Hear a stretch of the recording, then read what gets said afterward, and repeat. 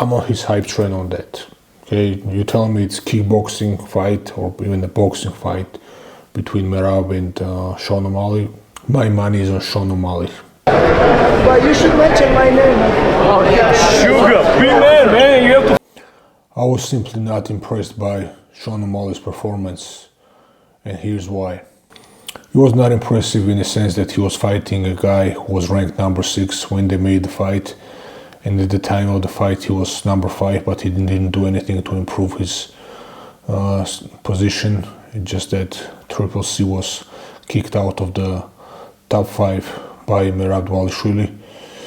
And also what Chito looked like on the night as well. Okay, you may attribute it to Sean O'Malley, but it was not impressive from a guy who was supposed to be fighting for the title for his country and who never had a shot to win a fight at a distance anyway.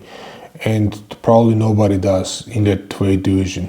Okay, if you could shrink down easy and have him fight O'Malley or somebody like him, maybe, yes, they could do a good job on distance. But anyone else, maybe other than Corey Sandhagen, probably don't have any chance of beating Sean O'Malley in a striking, rangy fight. So here are my compliments to Sean O'Malley. Sean O'Malley is a great striker, especially if you give him space, as I mentioned. But we did see some issues he has in striking department as well. And I believe that Chito Vera exposed that a bit in this fight.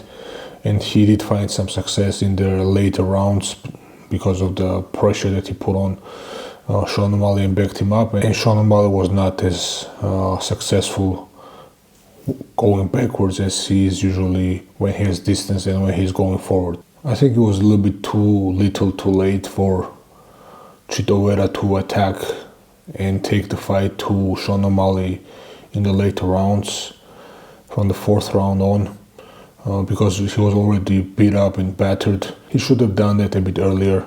I think it was a mistake on the corner's part that they were counting on the later rounds, because once you take a lot of punishment, you obviously become much less effective. And he had to take chances early on in the fight and risk perhaps even getting knocked out. But on the other hand, improving his chances of outlasting Sean O'Malley. And the theory that Sean O'Malley would crack and break down over the course of the fight was not as crazy as some may want to make it sound, because at the end of the fight he was quite broken. When you supposedly dominated and completely outclassed your opponent, he was bleeding from his nose. He was also limping. I think he had his forearm held together by a stick.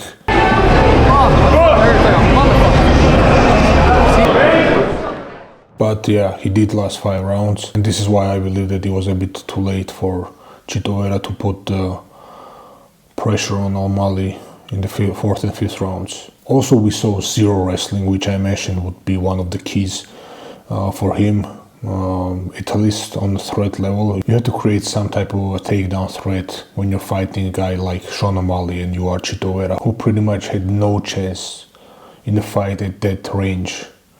If you told any analyst who is worth his weight in copper that the fight would play out mostly at range, striking range, I believe literally 0% of them would tell you that Chito Vera would win. I don't understand the point of training, takedown, grappling if you're never going to even attempt in a fight like this, especially after the first round when, okay, you realize that that's not the way, that this is not going to go your way. Maybe you are a bit delusional. Okay, but your corner is not supposed to be delusional, and they should tell you at least between the rounds that, look, we need to work the wrestling, we need to create some threat that you may shoot, okay, you may clinch up, you cannot just kickbox with him.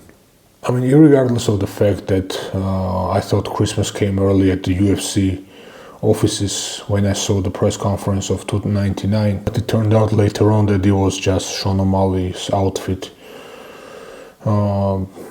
I would still pick him to win over Morob in a kickboxing fight. I'm on his hype train on that. Okay, you tell me it's kickboxing fight or even a boxing fight between Morob and Sean O'Malley. My money is on Sean O'Malley. I don't want to lose my money. But in an MMA fight, where there's all these variables, okay, and how you put together those variables, that's when his chances drop dramatically.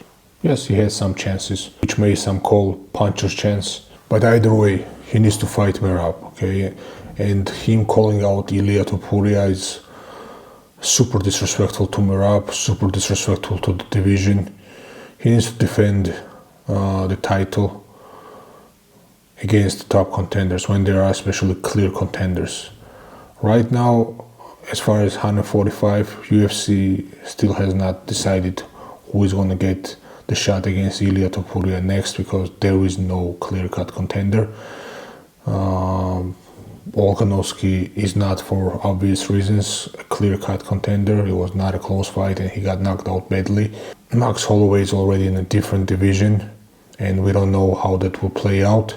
And I think they're waiting for that as well. Ortega did defeat Rodriguez, but his last few years haven't been the most stellar as well. Morob has been calling out Sean O'Malley probably since his debut. And Sean O'Malley knows exactly who Morob is. He knew back then also who he was, and this is why he is pretty much afraid to mention his name. I mean, he was basically conscious from deep within punching him in the end for him to actually get it out and say, oh, Morob, if the people want Morob, I'll fight you, or I'll fight Morob. Okay, man, your teenage fan base will let you know if they want or not. And he thinks that with Ilia, he will at least keep his title, but he does not realize that he may lose his soul. Plus, why do you think that Ilia will just stand with you? There is the wrestling thread as well. Ilia probably can take down Sean O'Malley at will if he decides to do that. Or he may put his lights out altogether. Okay, the next fight, what a crazy fight, which was expected while it lasted. Poria versus Saint-Denis. I think Saint-Denis proved that skill-wise he's right there with the top fighters. Again, I don't know if he had staff. I don't know what's the news on that. I don't know if that affected him. I don't know if he was on antibiotics or something like that, but he clearly gassed out in the second round. I think there was also something that commentators kind of failed to realize, that not only Poirier was getting tired, but Benoit Sandin was also getting tired. But that was not his only downfall. In the first round, he literally walked through some of the Dustin Poirier's punches, and you cannot do that, okay? You cannot keep doing that. You may get away with it once, maybe twice, but he will eventually get you and knock you out. He's a very precise puncher, and he has great hands, and you cannot play like that with somebody like Poirier. Also, I believe that the guillotines that Poirier was going for, obviously they have their negatives, you end up on the back, but if you believe that your defense will hold up on the ground, which was not clear-cut in this case, it held up, but he may have been also submitted looking back at it. But usually, if you believe that you are good at that move and you can go for it, you can test it out, it may work in certain situations. And I believe that they did pay the dividends as well, because Benoit had to do quite a lot to defend those guillotines, especially the first one. And after the first one, he had to kind of tough it out as well and pull his head out. And anybody who has been in that tight guillotine knows that it can take some breath out of you and mess with your breathing and mess with your cardio, especially during the scrambles. So even though it was probably not the best move, it did kind of pay off later on, I believe.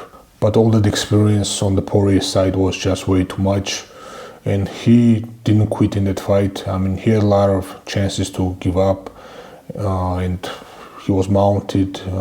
Benoit took his back, and all around in the beginning kind of ragdolled him around. So he had his chances to quit, he had his chances to get too tired and maybe give up on himself, but he didn't do that. The only person who has dominated Poirier in the grappling department as much as Benoit did initially was Khabib, and then it was Oliveira. So he's in a good company out there. People forget that Poria is a high-level black belt. Okay, no matter what Islam Makhachev may say, he's a good black belt. Obviously not the top of the line, but I would say he's probably pretty good at that. And he got pretty much handled in the beginning by Benoit. So Benoit will have to go back and clean up some of his striking and some of his attacks and how he approaches the defense side of things. He has to probably take it down a notch and not burn himself out in fights and basically walk through heavy punches, hoping that he will not get knocked out. And we may have a contender in the future if he cleans up those aspects. He has collected himself in the past and came back strong. So let's see now if he'll be able to do it on a different level. Okay, Michael Venom Page, I mean, he did what people expected him to do. His takedown defense held up. Kevin Holland is not the best of wrestlers. And besides that one error that Page made, then Kevin Holland capitalized on that error. Michael Page didn't give anything else to Kevin Holland. And in the stand-up, he completely dominated him. Kevin Holland looked lost and just simply didn't know how to deal with the stand-up fight against Michael Venom Page, and it was mostly expected. Everybody has puncher's chance, but that's all it was for Kevin Holland in that fight. We saw the dynamic fighting from Michael, and I'm looking forward to seeing him in the future as well. I don't know how he will fare against high-level wrestlers, but I think it's not a foregone conclusion that he cannot handle them. Okay, Burns versus Jack Della. Burns was probably a minute and a half from winning that fight. He likely lost the first round. He most likely won the second round. And the third round, he was on his way to win. If he could keep the top position against Jack Della and control him on the ground, but there was the moment that scramble was created. Jack Della got up, hit him in the face, and ended the fight basically with a well-timed knee. And that was all she wrote for Gilbert Burns. So my opinion on that fight is that when you are a high-level grappler like Gilbert Burns, you cannot just go with this whole wrestling mentality against somebody like Jack Della. So what do I mean by that? So clearly in the stand-up department, Jack Della was much more polished boxer, an all-around striker with combinations versus one big looping overhand shot by Burns mostly, and he has a lot of power, and he could, if he lands that punch, he can knock people out or down. But we see that, okay, the stand-up department needs to be transitional, right, into his wrestling, into his grappling. But what Gilbert Burns does lately especially is that he wrestles people and wants to get perfect positions and then start working on his perhaps submissions.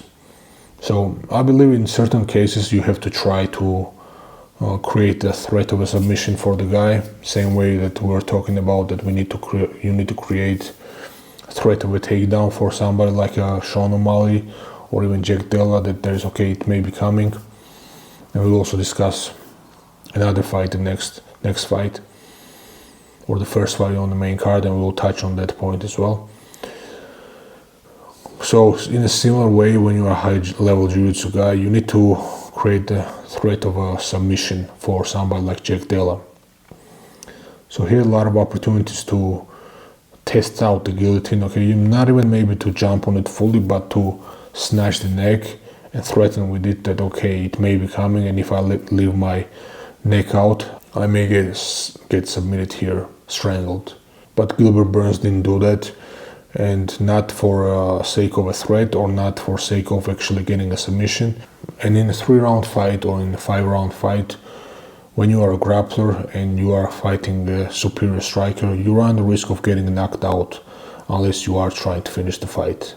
Well, once you get into those grappling positions. Also, the threat of a submission creates this mental situation for a person that they cannot recklessly get up as well. I cannot just be exploding up. I need to be more careful, because if this guy catches my neck in a scramble, I may be finished. But at a certain point, I think Jack Della felt like, okay, this guy is not going for submissions, especially in transitions. So I can usually just get up based on the physicality. I did see Jack Della use the octopus guard, which Craig Jones uses quite a lot, and I think they trained together, and he utilized that move quite successfully against Gilbert Burns. So by no means Jack Della is a slouch on the ground. I think he's improving, and I think he will be a serious contender, and him calling out Shavkat is also very impressive, and I believe that it may be a good fight, interesting fight, if the UFC bosses will decide to make it. Okay, the last fight, which was the first fight on the main card, Petr versus Yadong. Judging from this fight in the first half of the fight, I mean, I think Petr had the PTSD from the last fight against Morob. I mean, the way he was biting on every feint of a takedown, it was insane. Calm down, relax. He was reacting to them like he was having serious flashbacks from the fight. Last time I saw somebody that tentative and that worried about a takedown was when Justin Gage fought Khabib. And he had a very good reason, for a lot of different reasons. But eventually, Jan realized that Song is not Morob or Khabib, and he kind of settled down. He's kind of a slow starter in general, and he usually needs time to get into his rhythm. And once he got into his rhythm and also decided to wrestle Song himself as well, then he really got his game together and won the fight. But Song is right there as well. I think with a few more improvements, I think he can be a good challenger as well. So this was my recap of the main card of UFC 299. Please let me know your thoughts in the comments. Like, share and subscribe. Please support the channel.